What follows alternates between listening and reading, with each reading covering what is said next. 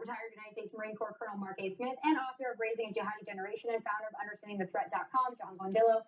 All right, guys, we got limited time, so we got to go fast. But I know before the break, you said something that sparked a nerve in Colonel Smith. So let's talk about it. What did you want to follow up discussing Understand the Threat here? When you asked about, why don't people get this, and the responses they'll have to the things John and I have been saying, particularly about Islam, and it just comes down to this, Tommy. People in this country consider themselves, quote, educated if they have a college degree. I'm going to throw a challenge at you. You're not educated, you're indoctrinated. If you don't self-educate, if you haven't been to some very specific institutions in this country, you have no idea what the real world is and what the real truth is, as John pointed out. And here's the best example.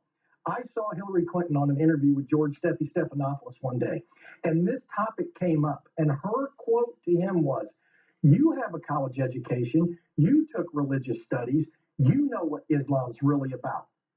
You're going to tell me that you took one course in college from a tenured professor, and that makes you an expert in Islam, Christianity, or anything else?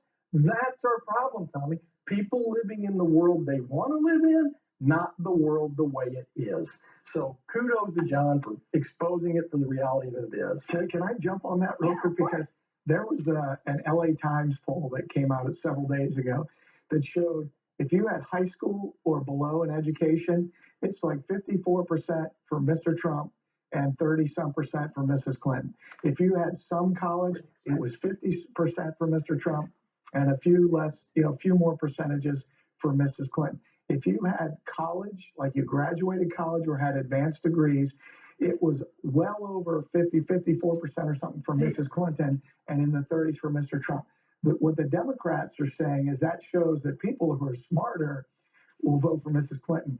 My argument is it's an indoctrination. It's a socialist indoctrination. And when you look at what's going on in college campuses, you can't find two people on many college campuses who can even tell you, speak for 10 seconds on the founding, talk about what any of the founding documents are all about, and what the foundation of our law and government is. So I would definitely concur with that as his assessment. They're hostile.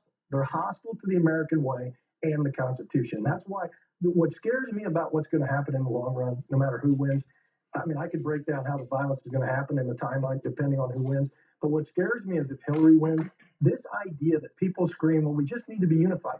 What are we going to unify around? We have celebrated what separates us and divides us for the last 50 years. And the left has reached a point where they are absolutely militant against all things American and constitutional. So if I call myself a constitutional American, what are we going to unite on? Right. If you could literally pull a lever for Hillary Clinton, what do you and I have to discuss? Right. Nothing. I'm sorry. That's going to, when you're no longer have anything in common and you're just disparate groups of people occupying the same geographic space, study your history. That leads to really ugly things. And I want to ask you as well, we discussed this over the break. Whoever wins tomorrow, we're still going to have the hard left and we're still going to have the Islamic movement, at our heels. So I have about 2 minutes left, but I want to know for those out there that want to do something, they want to take action, they want to know what's next, whether they're fearful or they're optimistic. What is next? What do we do? How do we deal with this? Well, first of all, you have to understand the threat. I mean, the whole reason that I created UTT was for that.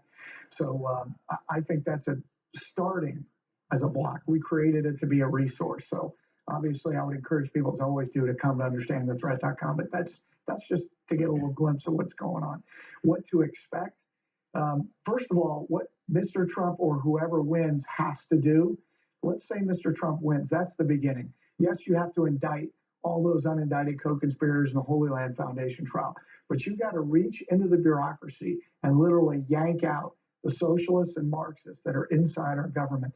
You have got to prosecute legally organizations. It is a violation of the law to aid and abet enemies of the United States, right? Mm-hmm. So, and there are many that we can put our finger on and do them, and some of them have served in the cabinet of presidential inside the White House or inside the U.S. government, and people need to be held accountable legally.